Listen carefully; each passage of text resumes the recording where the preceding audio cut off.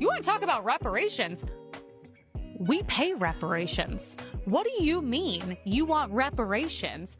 Our taxpayer dollars, which are mostly white people paying that, goes to, what is it? Affordable housing, government programs, EBT, scholarships, DEI, you guys getting jobs. Holy shit.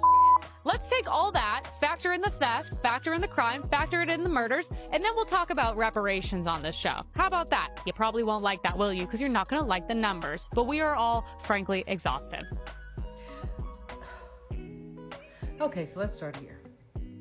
Your entire rant was rooted in racist stereotypes, emotional talking points, and misinformation, not facts.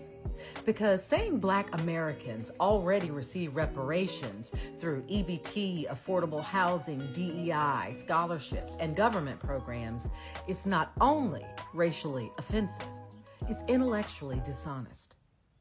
But honestly, I'm not even surprised. Because at its core, racism is born of ignorance. An ignorance of history, an ignorance of systems, an ignorance of the very advantages people mistake for superiority.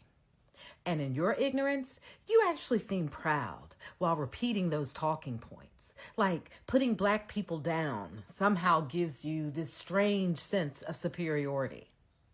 But I'm not here to protect your comfort, because what you completely ignored is who those programs primarily benefit and why many of them were created in the first place.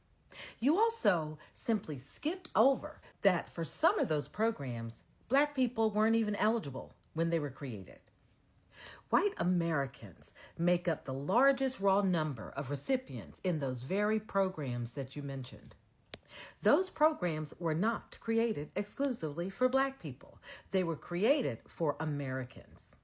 But you painted them like some secret pipeline of wealth flowing only to Black communities.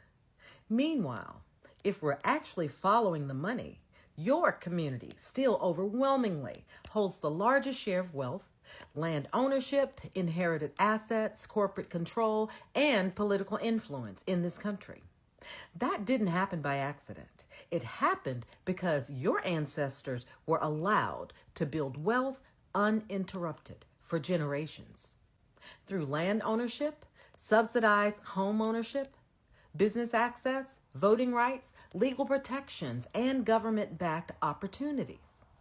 While Black Americans, on the other hand, were enslaved, then segregated, then redlined, and then excluded from loans, neighborhoods,